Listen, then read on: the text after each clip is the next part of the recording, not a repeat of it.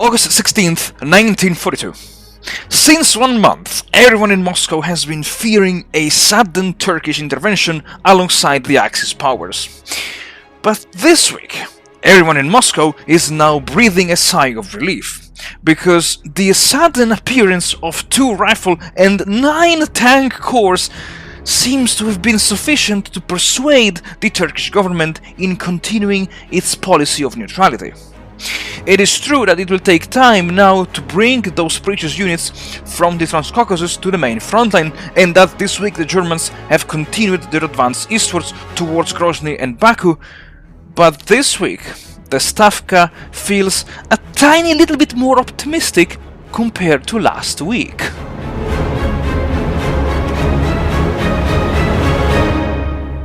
Howdy folks, welcome back to the channel and welcome to a new weekly episode of War in the East 2, the online game challenge. And this week, oh boy, this week, I wouldn't say that this week the tide turns, but this week there is an amazing news that reaches Moscow.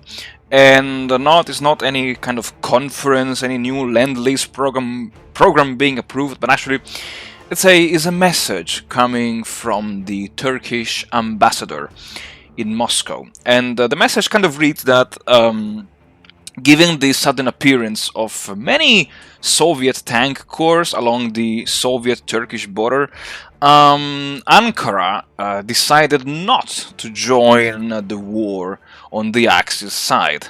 And this is an amazing news, because now all of the units I sent previously in the Transcaucasus theater box will now be sent back to the reserves. And the reason why I'm saying this is because when I looked at the events, I was like, oh my god, okay, partisans, there is the second Moscow conference, but there is this one. Ankara falls to the Soviets. And again, I had to go back to the editor and check the requirements of this event. So this event triggers only when the Transcaucasus theater box ground requirements percentage is above 200%. And the last available date of this event for triggering is the end of August. I think I got confused when I was scripting this event. I thought this event would only trigger after the end of August, but I was wrong. And you know what? I'm super happy to see this, because now the Transcaucasus theater box has a 283% of ground requirement. Okay, this now went back to 45, from 60 to 45, and yeah, you know, it's fine. But this is amazing. I love it. And this week I will have to send back to the reserves pretty much all of the tank corps, and many, if not all, of the rifle divisions and rifle corps that I've sent already back in the days, basically. And yeah, besides that, this week the Germans pushed eastwards here in the sector of the Caucasus. I think I know where are they going. I think they're aiming for Grozny and Makachkala. And here in the sector of Stalingrad, there were some pretty heavy battles, which, however, it seems that they have taken their toll on the German infantry, because here I see the 387th, the 389th, and the 57th, and the 262nd, which are pretty, like, battered. Like, even the Romanian cavalry have more CVs than these guys. But again, this is just, you know, lack of information, so I won't trust too much these numbers. So I think it's clear that my opponent is aiming for Stalingrad. He has now reached the very outskirts of the city, and he might be preparing to attack the city in the upcoming turns. So the goal is to send reinforcement to Stalingrad, and I might send reinforcements to the Voronezh front as well. Because there are some interesting, let's say, deployment of units in its sector over here. And I was thinking of maybe taking some units from the western and Bryansk and central fronts and divert them into the Voronezh front. And maybe I will send also some units from the southwestern front and replace them with the reinforcements that have arrived over here on the map. And what else? Oh yes, the turn summary. 72,000 losses versus over 200,000 men received on the map, 90,000 of which coming from the theater boxes, and the Axis lost 44,000 men, I guess, from the map in total, and 345 guns. That's pretty massive, and as well as the gain of guns here is again pretty huge. And losses-wise, we have 44,000 versus 72,000. Okay, fine. 6.8. Wow, 6.8 million. That's incredible. Air losses 68, 48 pilots, 148 planes versus 121. It's okay. And if you now look at the metrics, the total order of battle on the map, again, mine is like zigzagging here. Now it's going up, and one of the axes is going down. That's interesting. And manpower pool, okay, mine is again going down, and one of the axes is slightly going up.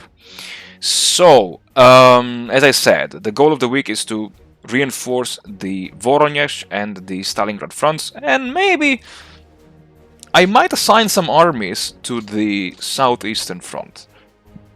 Let's see, I have here the first tank army, and I know there are some armies here, like the 56th army, which are basically empty, and also the 64th army. I might, yeah, send them, and also the 60th army. It's you know, it's I have to play around with the HQ over here. Here I received the 16th Air Army, and yeah, I think it's pretty solid here, the deployment of my air armies.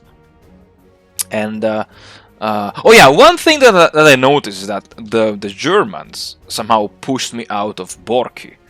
I don't know when this happened, but it did happen, because I recall I was controlling Borki, and well, now not anymore. So I think they wanted to strengthen the line and straighten the line over here, and here they again brought forward some infantry divisions, and they replaced some the Großdeutschland and the 1st Panzer and the 2nd Panzer divisions here that were previously holding the line over here. So yeah, my opponent is not really giving up, but also he's not launching any counterattack in this area, so he might be focusing his attention on Stalingrad and on the Caucasus, and I don't know, somewhere else.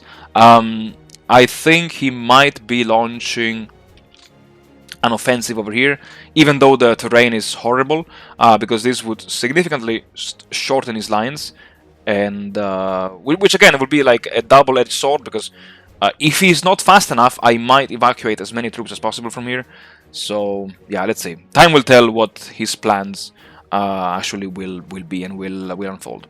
So yeah, as I said, that's the plan for this week, and enough talking for now, folks, and the time has come, as always, to jump straight into the episode.